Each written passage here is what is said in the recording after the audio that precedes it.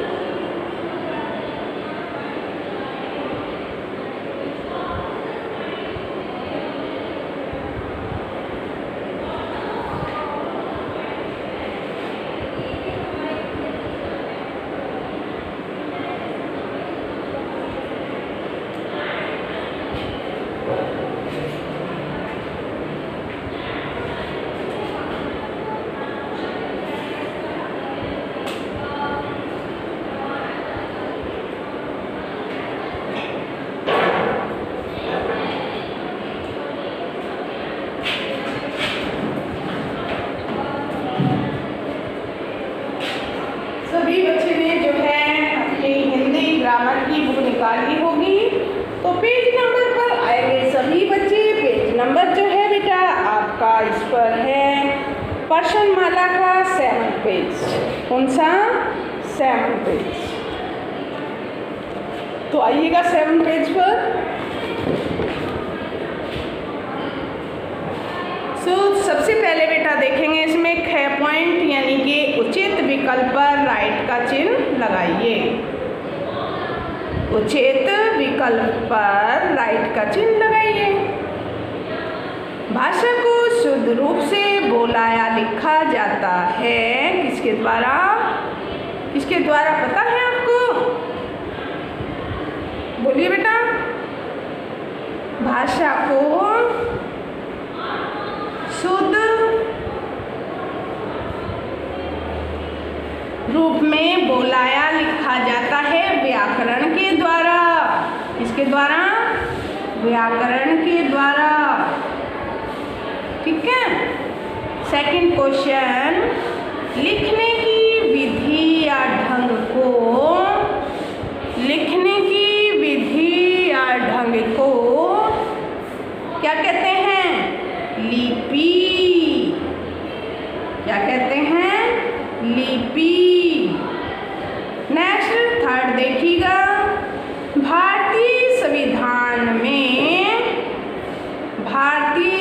संविधान में राष्ट्रभाषा की मान्यता प्राप्त है? किसको?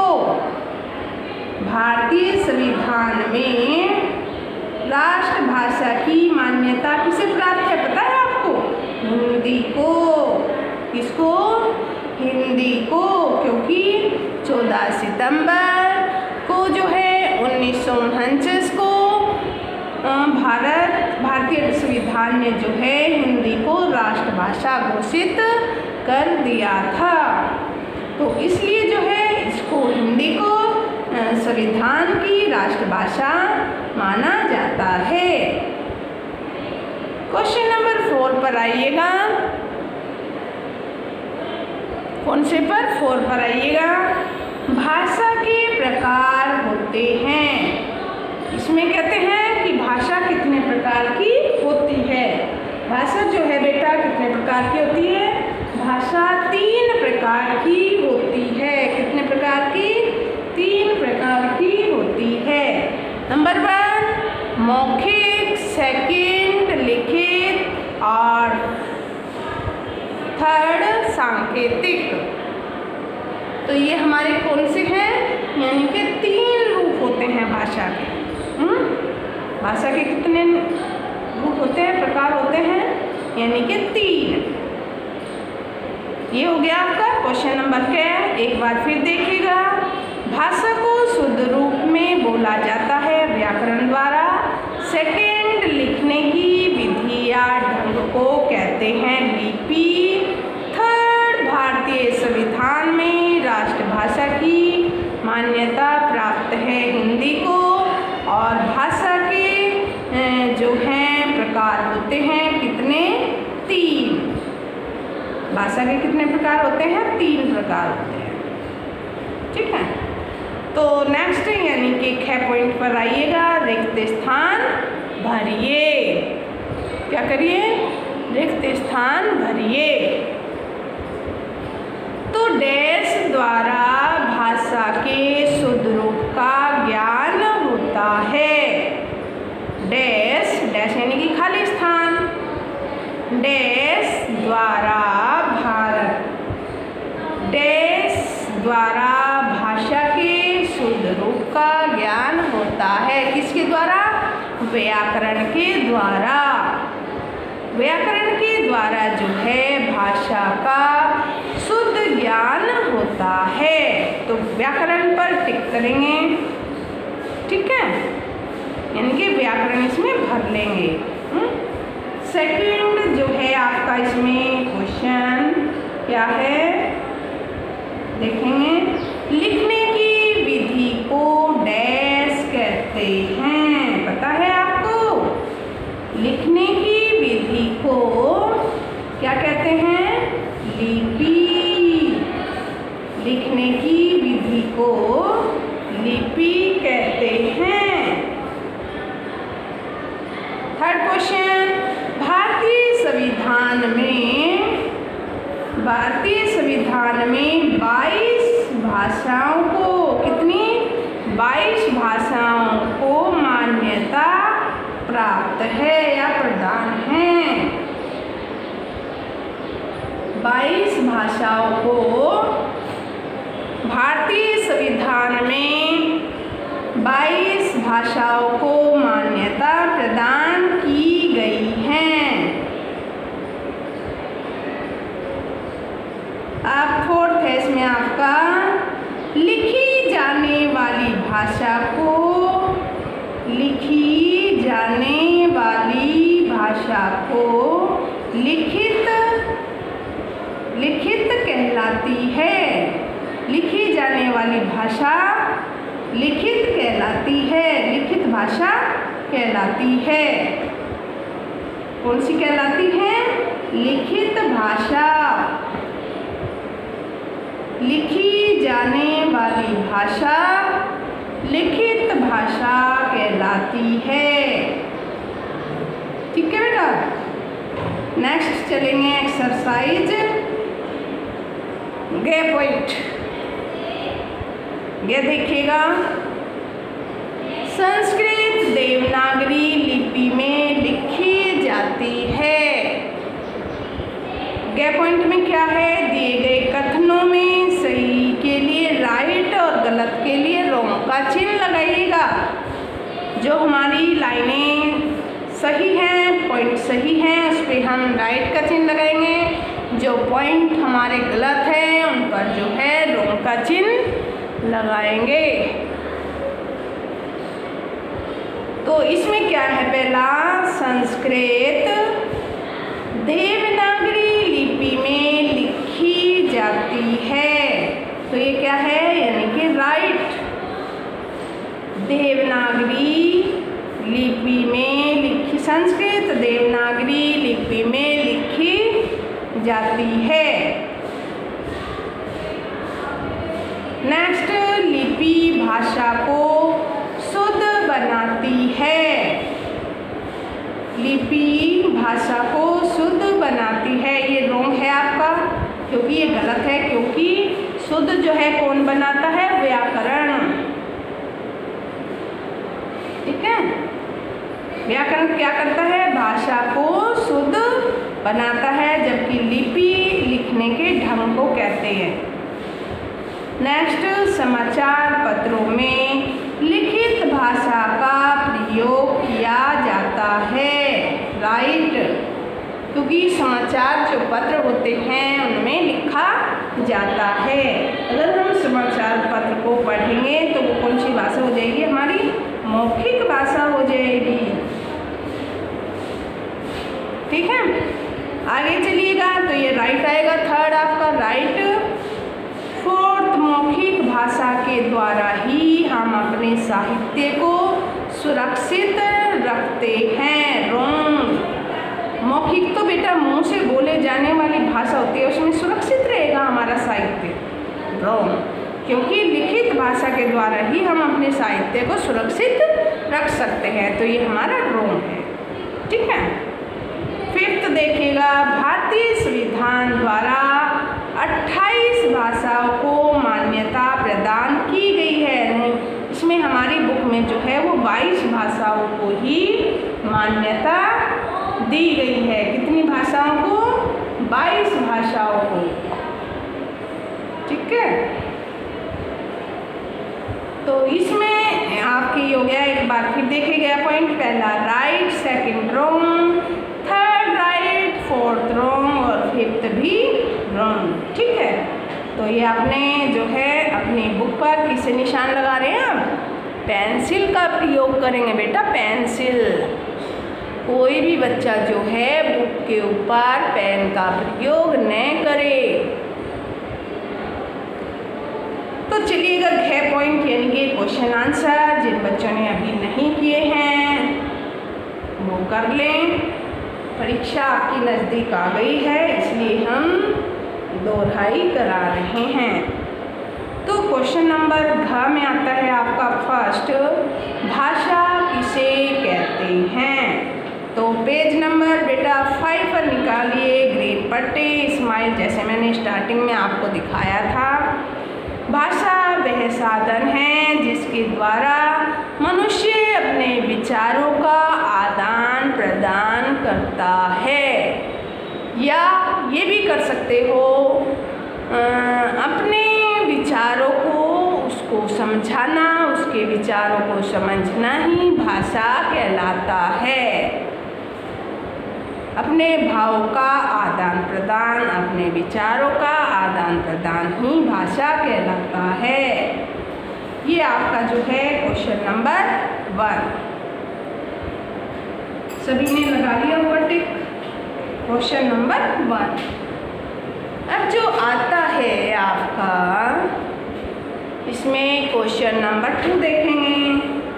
कौन से पॉइंट पर, घ पॉइंट पर, क्वेश्चन नंबर 2। तो क्वेश्चन नंबर 2 बेटा आपका है, भाषा कितने प्रकार की होती है। भाषा कितने प्रकार की होती है। तो आपकी भाषा कितने प्रकार की होती है पता है, निकालिए पेज नंबर 5 पर। भाषा के प्रकार, भाषा 3 प्रकार की होती है। ठीक इसी तरीके से आप लिखेंगे, भाषा जो है 3 प्रकार की होती है, मौखिक भाषा, लिखित भाषा और सांकेतिक भाषा। मौखिक भाषा, लिखित भाषा और सांकेतिक भाषा। तो इसकी एक्टिविटी, जैसे मौखिक आप समाचार सुन रहे हैं, इसके नीचे ठीक एक्टिविटी भी दी गई है मौखिक की, है ना। और लिखित की जो है बेटा, लिखित तो इसमें नहीं दी गई हैं, लेकिन मोबाइल पर जो बात कर रहे हैं ये भी आपकी कौन सी है, मौखिक ही भाषा है। ये सारी मौखिक भाषा के उदाहरण दिए गए हैं, इसमें से कोई भी एक एक्टिविटी आप तैयार कर सकते हैं। क्वेश्चन नंबर 2 हो गया आपका। क्वेश्चन नंबर 3 देखेंगे, व्याकरण किसे कहते हैं, वे इसके कितने अंग हैं। व्याकरण किसे कहते हैं, वे इसके कितने अंग हैं। ठीक क्वेश्चन के सामने देखेंगे, व्याकरण, ग्रामर, भाषा को शुद्ध, मिला ग्रीन पट्टी, ठीक उसी क्वेश्चन के सामने थोड़ा ऊपर, भाषा को शुद्ध तथा व्यवस्थित रूप से लिखना व बोलना सीखना ही व्याकरण कहलाता है। फिर देखिए, भाषा को शुद्ध तथा व्यवस्थित रूप से लिखना व बोलना सीखना व्याकरण कहलाता है। ये आपने टिक कर लिया होगा। इसके कितने अंग हैं, इसके जो है आपकी बुक में वैसे इसके 4 अंग होते हैं, आपकी बुक में 3 दिए हैं। सबसे पहले जो है क्या है, इसमें वर्ण विचार, शब्द विचार और वाक्य विचार। वर्ण विचार, शब्द विचार और वाक्य विचार, यानी कि 3 जो हैं इसमें इसके अंग दिए गए हैं। वैसे जो है आपका कितने होते हैं, 4 होते हैं, वर्ण विचार, शब्द विचार, वाक्य विचार और रूप विचार। जो रूप विचार है वो इसमें नहीं दिया गया है। तो इसमें क्वेश्चन आपका बनता है कि वर्ण विचार क्या होता है। वर्ण विचार में क्या होता है बेटा, वर्णों के आकार, उच्चारण और उनके मेल से शब्द का निर्माण का अध्ययन वर्ण विचार के अंतर्गत ही होता है। वर्णों का कैसा आकार है, कैसे उनको उच्चारित करते हैं हम वर्णों को बोलते हुए हैं, शब्द में शब्दों की उत्पत्ति, विकास, निर्माण, आगमन आदि का जो अध्ययन शब्द विचार के अंतर्गत ही होता है। ये डिटेल्स नहीं लिखनी, मैं समझा रही हूँ आपको, लेकिन आपने ओनली नाम ही लिखने हैं। लेकिन नाम तो लिख लोगे आप, आपको यही नहीं पता लगेगा इसके अंतर्गत क्या होता है, तो ये समझना जरूरी है आपके लिए। अब आपका आगे इसमें 3rd यानी कि वाक्य विचार। वाक्य विचार के अंतर्गत क्या आता है, वाक्य के भेद, वाक्य का गठन, पदों के पारस्परिक संबंध आदि का अध्ययन जो है वाक्य विचार के अंतर्गत ही आता है। तो ये बताया मैंने आपको जो है 3rd क्वेश्चन इसमें कि व्याकरण किसे कहते हैं, व्याकरण के कितने अंग हैं। व्याकरण को जो है विस्तार से मैंने डिटेल्स इसकी बताई है। क्वेश्चन नंबर 4, कौन कौन सी भाषाएं देवनागरी में लिखी जाती है। कौन कौन सी भाषाएं जो हैं देवनागरी लिपि में लिखी जाती है। संस्कृत, हिंदी, संस्कृत, नेपाली और मराठी जो भाषाएं होती हैं वो देवनागरी में ही लिखी जाती हैं। कौन कौन सी, लिपि के नीचे देखिएगा आप, लिपि के नीचे हिंदी, संस्कृत, नेपाली, मराठी भाषाओं की लिपि देवनागरी ही होती है। ऐसे आप इसका आंसर दे सकते हैं। एक बार फिर रिपीट कर रही हूँ मैं, कौन कौन सी भाषाएं देवनागरी लिपि के अंतर्गत लिखी जाती है। तो देखिएगा, हिंदी, संस्कृत, नेपाली और मराठी भाषाओं की लिपि जो होती है वो देवनागरी होती है, वो देवनागरी के अंतर्गत ही लिखी जाती हैं। तो ये आपकी हो गई बेटा क्वेश्चन नंबर 4 कंप्लीट। तो इसमें जो है आप आएंगे क्रियात्मक कार्य यानी कि एक्टिविटी पर, जो ये बच्चों को स्वयं करना होता है। चलो ठीक है, मैं आपको बताती हूँ। पक्षियों का चहचहाना कौन सी, देखिए क्रियाकलाप में क्या है, निम्नलिखित में भाषा का कौन सा रूप प्रयोग किया जाता है, बताइए। कुछ इसमें पक्षी या अध्यापक या टेलीफोन पर बात करना, माँ को पत्र लिखना, बच्चों का बोलना, तो ये ऐसे वाक्य इसमें दर्शाए गए हैं और आपसे इसमें पूछा गया है कि ये कौन सी भाषा के अंतर्गत आते हैं। तो आप भी इसको लिख सकते हैं, आप इसके साथ साथ एक्टिविटी भी बना सकते हैं। पक्षियों का चहचहाना, इसमें जो है पक्षी आप बना सकते हैं। तो पक्षियों का चहचहाना कौन सी भाषा है, मौखिक भाषा। कौन सी भाषा है बेटा, मौखिक भाषा है। जो पक्षी बोलते हैं तो वो लिखकर थोड़ी ना बोलेंगे, वो तो ओरल ही बोलेंगे, जैसे आप बोलते हो ऐसे ही बोलते हैं। तो उनकी भाषा का क्या नाम है, यानी कि मौखिक भाषा। श्यामपट्ट पे पढ़ाना कौन सी भाषा है, जब टीचर अध्यापक जो है श्यामपट्ट पे आपको कार्य कराती है तो वो कौन सा रूप होता है, कौन सा होता है पता है आपको, श्यामपट्ट पर पढ़ाना यानी कि लिखित भाषा। जो अध्यापक आपको श्यामपट्ट पर, श्यामपट्ट यानी कि व्हाइट बोर्ड होता है, अब व्हाइट बोर्ड पर जो आपको बताती है, लिखकर बताती है, समझाती है, तो वो कौन सा रूप होता है भाषा का, लिखित रूप। थर्ड, टेलीफोन पर बात करना कौन सा रूप है, सभी को पता है। तो इस एक्टिविटी में आप क्या बना सकते हो, टेलीफोन भी बना सकते हैं। तो आपका यह एक्टिविटी भी साथ साथ तैयार होती चली जाएगी। तो कौन सा रूप है, यानी कि एक्टिविटी का, यानी कि मौखिक रूप। नेक्स्ट फोर्थ, माँ को पत्र लिखना, या बेटा माँ को पत्र लिखता है या माँ बेटे को जो है पत्र लिखती है, तो उसमें कौन सी भाषा का प्रयोग होता है, लिखित भाषा का प्रयोग होता है। कौन सी भाषा का, लिखित भाषा का प्रयोग होता है। नेक्स्ट फिफ्थ, बच्चे का बोलना। बच्चा जब बोलता है, जब छोटा शिशु होता है, जब वो उच्चारण करना सीखता है, मामा मामा पापा पापा, तो वो कौन सी भाषा का प्रयोग करता है, यानी कि मौखिक भाषा का ही प्रयोग करता है। तो आज जो है मैंने आपको 6th क्लास में ये कंप्लीट एक्सरसाइज आपको करा दी है। तो ये जो है आप 6th क्लास में देख लेंगे, ये एक्सरसाइज जो है बेटा मैंने आपको करा दी है।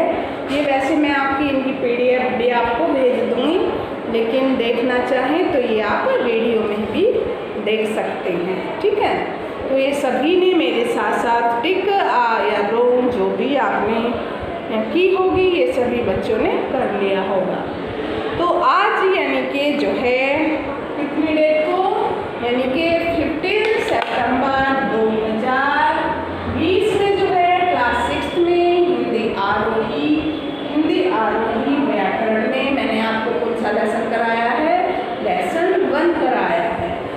तो सभी बच्चे जो है मैंने आपको लेसन 1 की पूरी डिटेल्स, इसकी क्वेश्चन नंबर आपका ये 1 है, यहाँ पर ये रूल 2 है आपका प्रकार, और जो है ये आपका 3 है, और ये इसके भेद अंग है व्याकरण के।